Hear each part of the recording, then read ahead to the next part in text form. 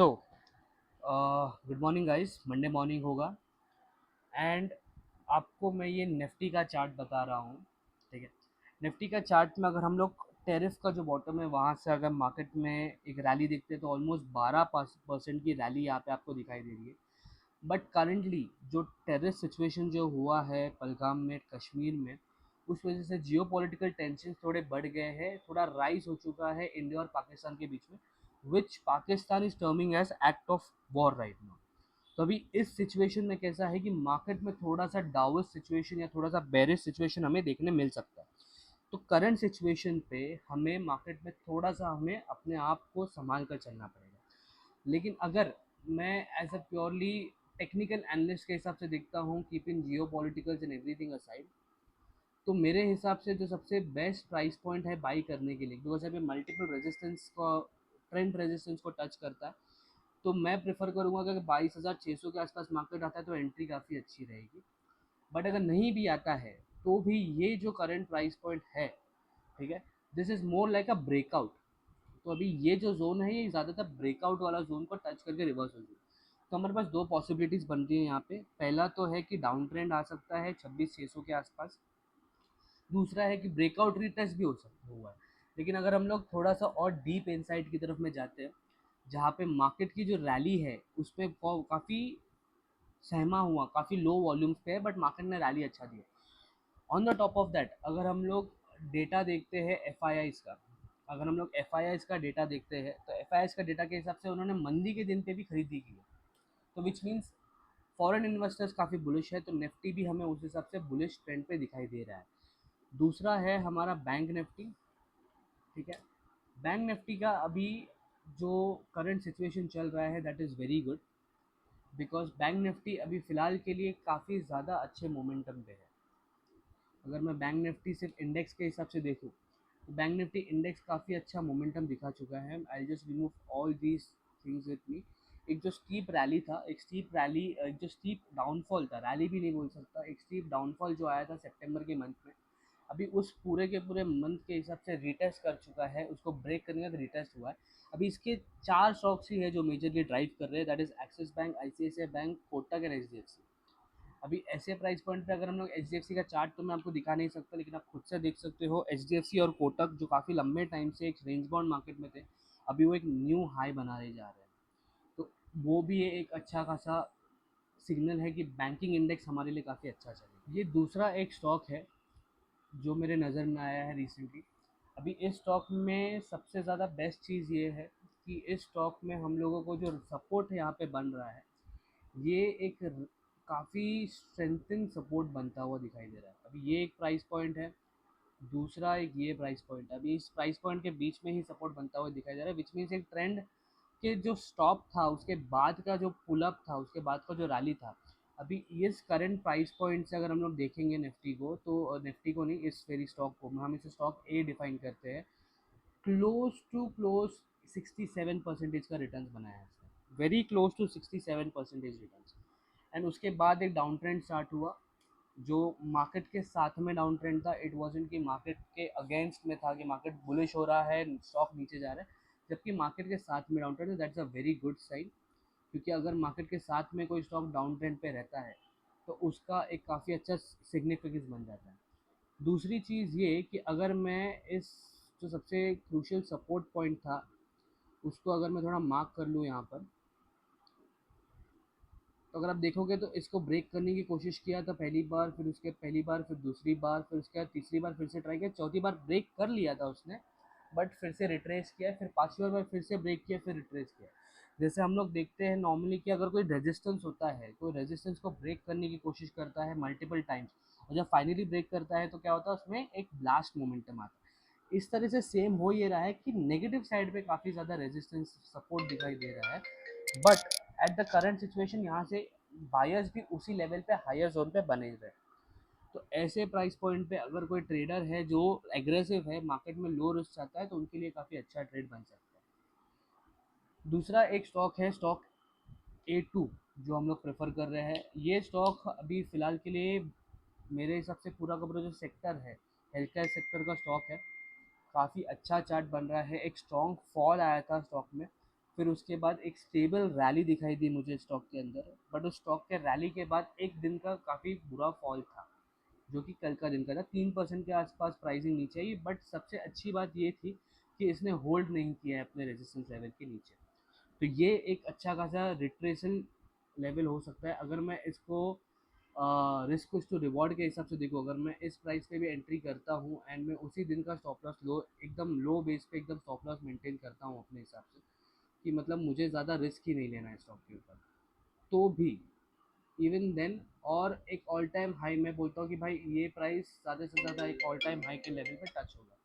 तो अभी इस लेवल पॉइंट पे टच होना मतलब मुझे 1:14, 1:14 का रिस्क इस टू रिवॉर्ड मिलेगा। 1:10 का भी मिल जाता तो बहुत अच्छी बात है मेरे लिए। 1:10 का रिस्क इस टू रिवॉर्ड, आधा परसेंट, 0.7% का स्टॉप लॉस। अभी इस पे सिर्फ 1% का रिस्क लेना है, हमें ज़्यादा रिस्क नहीं लेना है। अगर हम लोग को प्रोबेबिलिटी अच्छी लगी और रिस्क टू रिवॉर्ड और अच्छा बन गया तो और अच्छे से ट्रेड इस पर मोनेटाइज होगा। अभी तीसरे स्टॉक पे जाते हैं, दैट इज स्टॉक A3। अभी ये एक दूसरा स्टॉक है, अगर मैं इस पर वीकली ज़्यादा प्रेफर करूँगा, क्योंकि ये स्टॉक एक ट्रेंड लाइन, एक रेंज बाउंड था। अगर आपको पूरा का पूरा इस पे मोमेंटम देखना है तो ये काफ़ी बहुत अच्छा स्टॉक है। अगर 2009 में ₹8 का प्राइस था, आज के टाइम पे ये काफ़ी अच्छे प्राइस पे है, मतलब 2000 के ऊपर का स्टॉक है ये फिलहाल के लिए। बहुत अच्छा मोमेंटम दे दिया है। लेकिन अगर मैं इसको वीकली पे बेस के हिसाब से देखूँ तो ये इसने ट्रेंड लाइन ब्रेक किया है, रीटेस्ट किया है, फिर से उसने जो रीटेस्ट के टाइम का जो फॉल था, काफ़ी ब्रूटल फॉल था। नहीं नहीं बोल के स्टॉक 20-25% नीचे आया, बट इससे कुछ मार्केट के इनसे कुछ इफेक्ट नहीं हुआ। दिसंबर से रैली स्टार्ट किया है, अब तक रैली कंटिन्यूस है। रिसेंटली अभी इसने उस हाई को ब्रेक किया है, ऑल टाइम हाई को ब्रेक किया है। तो ये काफ़ी एक अच्छा अपॉर्चुनिटी हो सकता है। A3 का स्टॉक आपको नज़र पे रखना है। इफ़ अगर आपको इन स्टॉक्स के नाम चाहिए, ये स्टॉक्स मैं अपने पर्सनल एनालिसिस के हिसाब से अपने ग्रुप में ऐड करता हूँ, व्हाट्सएप चैनल में ऐड करता हूँ, तो आप उस पर ज्वाइन हो सकते हो and they will get the name of the stocks. ठीक है, ये मेरा पर्सनल एनालिसिस है, देर इज़ नथिंग कि मैं इस पर एडवाइस दे रहा हूँ। मेरे इस पर कोई सर्टेन ट्रेड भी अभी ओपन नहीं है। अभी हम जाते हैं A4 की तरफ। A4 का जो स्टॉक है, ये मोरोलेस मुझे ज़्यादा पसंद आया है, इज़ बिकॉज इनका जो रिट्रेसमेंट हुआ है काफ़ी अच्छा हुआ है। ओके, जो फॉल्स ब्रेकआउट बोलते हैं हम लोग, उसी तरह फॉल्स ब्रेकडाउन भी होता है। तो ये फॉल्स ब्रेकडाउन का बहुत अच्छा साइन दिखाई दे रहा है मुझे यहाँ पे। काफ़ी अच्छा फॉल्स ब्रेकडाउन का साइन, और वॉल्यूम भी थोड़ा ड्राई अप हो गया। ड्राई अप वॉल्यूम का मतलब है कि यहाँ पे रिटेल पार्टिसिपेंट्स थोड़े मुझे कम दिखाई दे रहे हैं, बट यहाँ पे हो सकता है कि पोजिशनल पार्टिसिपेंट्स काफ़ी ज़्यादा अच्छे हैं। तो ये वीकली चार्ट जैसा हमने देखा। अभी एक दूसरा डेली चार्ट के हिसाब से अगर हम लोग देखते हैं तो इसने एक मल्टीपल रेजिस्टेंस बना, सपोर्ट बनाया था, जिसको ब्रेक किया, और ब्रेक करने के बाद नहीं नहीं बोल के ये स्टॉक ऑलमोस्ट 450 के प्राइस पॉइंट से 350 का प्राइस पॉइंट आ गया। 30% का फॉल। अभी उस 30% का फॉल, जैसे हम लोग टेक्निकल एनालिसिस में पढ़ते हैं कि every support becomes a resistant after the point in time, इसने उस रेजिस्टेंट को बहुत स्विफ्टली ब्रेक किया है, वहाँ पे रेंज बना बैठा है अपने लिए। तो इस करंट रेंज पे हम लोग को इसमें एंट्री बन सकती है। अगर मैं इसे अपना ट्रेड बनाऊँ तो मैं इस पूरे जोन का एक 2% का स्टॉप लॉस लूँगा। बट जो हाई मैं प्रेफर करूँगा, जो पहला हाई होगा वो रीसेंट लेवल पे होगा 1:7। फिर उसके बाद दूसरा जो मोमेंटम मैं एक्सपेक्ट करूँगा वो रहेगा near to the all time high levels, जो कि है करीब करीब 650-700 के प्राइस के बीच में रेंज पे। लेकिन मुझे 1:25 का रिस्क टू रिवॉर्ड, अभी इसके लिए मुझे 7-8 महीने रुकने पड़ेंगे। अगर आप में उतना पेशेंस है तो आप उतना वेट कर सकते हो, लेकिन अगर नहीं है तो आपको पेशेंस बिल्ड करना भी ज़रूरी है, बिकॉज बड़ा पैसा पेशेंस बिल्ड करने से ही बनेगा आपको। अभी जो दूसरा स्टॉक है, ये same resistance breakout and retest वाला एग्जांपल है। 2 बार इसने रेजिस्टेंस को टच किया है A5 वाले स्टॉक में। इस पे वॉल्यूम्स देखोगे तो वॉल्यूम्स थोड़े ड्राई हो चुके हैं, विच मीन्स कि रिटेलर्स का पार्टिसिपेशन थोड़ा कम है, एफ का पार्टिसिपेशन थोड़ा सा ज़्यादा हो चुका है यहाँ पर। और दूसरी चीज़ ये है कि इसने विक बेस पे किया है। अगर मैं 5 मिनट के कैंडल पे यहाँ पर जाता हूँ, ठीक है, तो इसने तुरंत में उस प्राइस पॉइंट के नीचे आते से ही रिवर्सल स्टार्ट कर दिया। ये काफ़ी अच्छा साइन है। 3% का 4% का रिवर्सल डायरेक्टली नीचे के प्राइस से is a very good sign कि कोई स्ट्रॉन्ग बंदा है जो वहाँ पे खरीद रहा है। अभी पांचवा स्टॉक पे जाते हैं, that is one of my sweetest stock. मैं आपको इसका बैक हिस्ट्री में एनालिसिस बता देता हूँ, क्योंकि ये स्टॉक मैंने ऑलमोस्ट 2021-22 के टाइम पे ट्रेड किया था इस स्टॉक को। एंड इस पे मैंने ज़्यादा दिमाग लगा कर नहीं, बट ये किस्मत की बात बोल सकते हो, इस पे मैंने 2021 में 1300 के प्राइस पे स्टॉक बाई किया था। एंड दो ऑलमोस्ट 21 में अगस्त के टाइम पे मैंने बाई किया था, 1500 1300 का प्राइस पॉइंट था, स्टिल रिमेंबर 1300 या 1400 के आसपास का प्राइस पॉइंट था। वहाँ से मुझे स्टॉक ने हफ्ते भर के अंदर का सीधा सीधा 250 का प्राइस दिया था, 2500 का 600 का प्राइस दिखा दिया था। तो इसमें risk is to reward almost मेरा 1:15 बना था हफ्ते, 2 हफ्ते के अंदर अंदर। एंड कुछ सिमिलर चीज़ यहाँ पे देखने मिल रही है। पहली चीज़ तो ये रियलिटी सेक्टर का है, एंड ये बॉम्बे बेस्ड कंपनी है। तो Bombay based company, reality sector, reality में ऑलरेडी इन्वेंट्रीज काफ़ी ज़्यादा है। रिसेंटली जो रेट कट के जो अपॉर्चुनिटीज़ हमें दिख रहे हैं, क्राइसिस अपॉर्चुनिटीज़ दिख रहे हैं, उससे रेट कट होने का चांसेस बहुत ज़्यादा है, क्योंकि आरबीआई डोविश है। और आरबीआई डोविश होती है तो हाउसिंग में काफ़ी ज़्यादा पेनिट्रेशन हमें दिखाई देगा। एंड हाउसिंग में पेनिट्रेशन दिखाई देगा, विच मीन्स ये रियल एस्टेट सेक्टर जिसका ऑलरेडी खुद का काफ़ी सारा लैंड है, तो इनका डेवलपमेंट और इन्वेंट्रीज बिकना काफ़ी ज़्यादा बढ़ जाएगा। ये एक चीज़ है। और दूसरी चीज़ जो मैं नॉर्मली बहुत ज़्यादा फॉलो करता हूँ, that is R S I divergence. अभी आर एस आई डाइवर्जेंस काफ़ी एक अच्छे प्राइस पॉइंट पे आया है। अगर आप यहाँ पे आर एस आई देख रहे हो तो इसने नेगेटिव होते हुए भी थोड़ा सा डाइवर्ज दिखाया है, विच मीन्स मेरे लिए एक पॉजिटिव साइन बन गया है यहाँ पर कि मैं ये प्राइस को अच्छे से एंटर कर सकता हूँ। थोड़ा स्टॉप लॉस 3% का ले सकते हो आप, या फिर अगर आप थोड़े से कंजर्वेटिव बंदे हो तो 6% का ले लीजिए।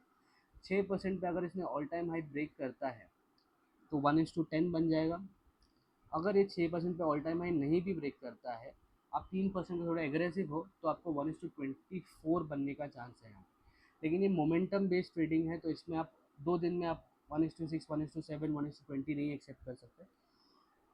इस पर आप एक्सपेक्ट कर सकते हो कि मोमेंटम आपको मिलेगा एक लॉन्गर ड्यूरेशन के पीरियड में, क्योंकि लॉन्ग टर्म में पैसा बनता है, सब बोलते हैं। अगर आपको एक स्ट्रीट एग्जांपल चाहिए लॉन्ग टर्म में पैसा बनता है, तो मैं आपको एक ऐसा स्टॉक बताता हूँ जो कि मतलब मुझे याद है मैं काफ़ी यंग था इंडस्ट्री में तभी। उस टाइम पे मैंने ये स्टॉक का एक्चुअल में नाम देखा था कि भाई ये स्टॉक चल सकता है। ये स्टॉक का मैं आपको प्राइस बता देता हूँ। ये स्टॉक हमने कॉलेज टाइम पे थोड़ा सा देखा था इस स्टॉक को, एंड इस स्टॉक प्राइस बैंड के ऊपर we have almost made like 100x के आसपास बन चुका है ये। जब मैं कॉलेज में था तब की बात हो रही है इस पर। तो जब 2014 में जब ये 170 या 140 के आसपास कोट करता था, आज के टाइम पे 14,000 का प्राइस है स्टॉक का। नाम तो आपने देख लिया रहेगा, सोलारा इंडस्ट्रीज़। ठीक है, सोलार इंडस्ट्रीज़ एक्सप्लोजिव्स बनाती है, एक्सप्लोजिव्स बनाती है ये कंपनी। तो काफ़ी अच्छा प्राइस बैंड है इस पर। तो फॉर नाउ अभी के लिए इतना ही। अगर आप और आपको वैल्यू चाहिए तो आप इसको फॉलो कीजिए, हमारे व्हाट्सअप चैनल को फॉलो कीजिए। वहाँ पे मैं थोड़े बहुत न्यूज़ जैसे थायरो करके वगैरह चीज़ें मैं शेयर करते रहता हूँ। Thank you for watching, and hopefully आपको ये इन्फॉर्मेशन वैल्यूबल लगी।